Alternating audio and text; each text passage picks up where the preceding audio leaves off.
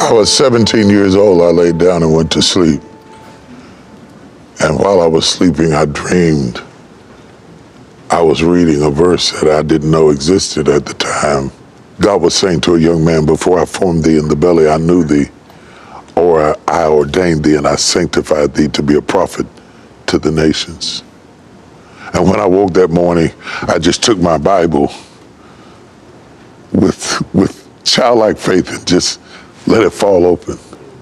And it fell open on Jeremiah.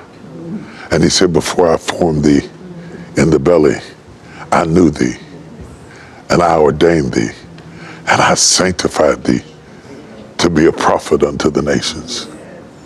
And all of a sudden, I remembered all the stories my mother told me about when I was born. I was born with a veil over my face, and one of the neighbors came down and said, look, the Lord has given you a prophet. And Mama said, a prophet? She said, yeah, he has a veil over his face. Thin membrane born over some babies' faces. I was one of them.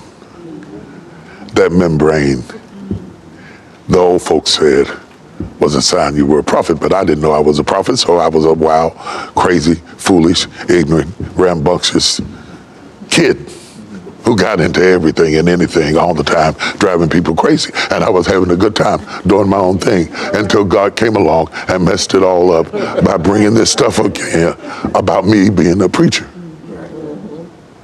And I ran from my calling. I purposely got drunk and went wild and got high and partied and did everything I could to convince him to go away. Get one of them people with the little doilies on their head and the long skirts on and the no makeup who pray all day and talk in tongues all the time and leave me alone, because I am not one of them. I'm crazy. I'm ignorant. I'm wild. I'm uncouth. I will embarrass you. I will disgrace you. Please don't call me. This is not going to be good for you, and it's not going to be good for me, and we should not do this together. But God didn't ask me to vote. He asked me to obey. And after several years of running, and after several years of going in clubs and sitting on bar stools where one drunk would lean over to me and say, funny man, I had the craziest dream about you. I dreamed you was preaching in this church, and I got up and ran out of the club. And I felt like David, if I make my bed in hell, thou art there. And if I take the wings of the morning and ascend to the uttermost parts of the earth, thou art there.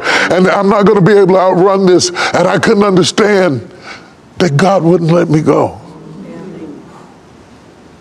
I couldn't understand why God picked me. If I get to heaven and we're only allowed one question apiece, I simply want to know, why did you call me? A boy from the hills of West Virginia, the son of a janitor and a school teacher. Why did you call me? And I had lots of excuses. Like Moses, I had a speech impediment. You can't call me. You can't call me. I didn't stutter, but I had a lisp. I can't be a speaker because I have a lisp. But all of us have areas where we feel inadequate. And if you don't, you're disqualified. Because humility is framed from feeling inadequate. When you say, I am not enough, it makes you pray harder. It makes you seek harder. It makes you ask for more grace. Beware of all the people who tell you they are enough. It's a sure sign that you're dealing with a fraud. Because the questions the world is asking are too complicated for you to answer with a degree. The problems people are having now require divine intervention. And you have to have somebody who has heard from God, not from themselves. So it doesn't matter. In my weakness, he's made strong. In my weakness, his strength is validated. So he chooses fragile, broken, limited people so you won't be confused where the ointment comes from. you know that the glory that we have is not of ourselves, but Christ Jesus the Lord that has given us the glory. And it's him coming out of us. It's not our talent coming out of it. It's not our skill coming out of it. It is him coming out, both to do and to will, according to his own good pleasure. That's the facts. And what makes God all the more real is recognizing that he can work with such poor material. That he can be so masterful as Michelangelo to paint the Sistine Chapel with a broken brush. And I am the brush.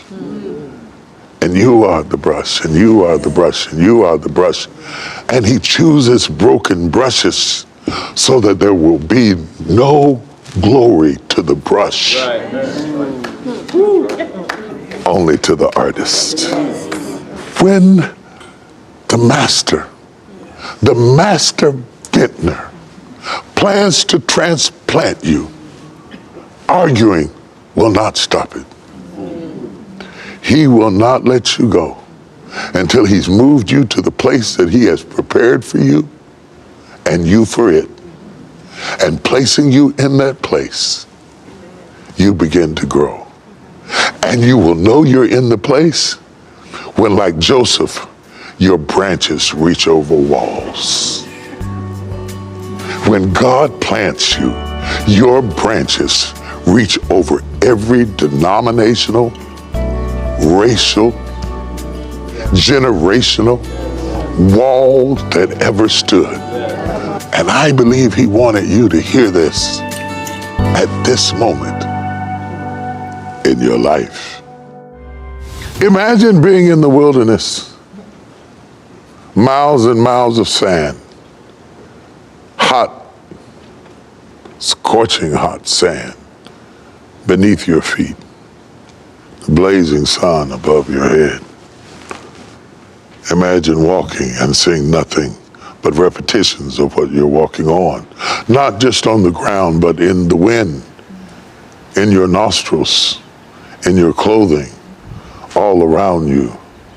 This was the wilderness that Israel walked through to get through the promised land.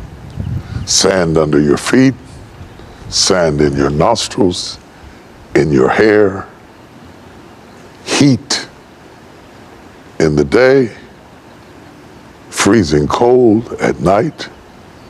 The only covering they had was the presence of God, and they had to stay up under it because he gave them heat in the night and shade by day. Thank you for the shade you gave me. Thank you for how you put a buffer between me and the things that I went through. And in the middle of the desert, with the 12 tribes of Israel, God decided to have a date with man. And he decided to have a date in a tabernacle. And the Hebrew word for tabernacle is ohel moed. It means a tent of meeting. It's a rendezvous place. It's a place where divinity courts humanity.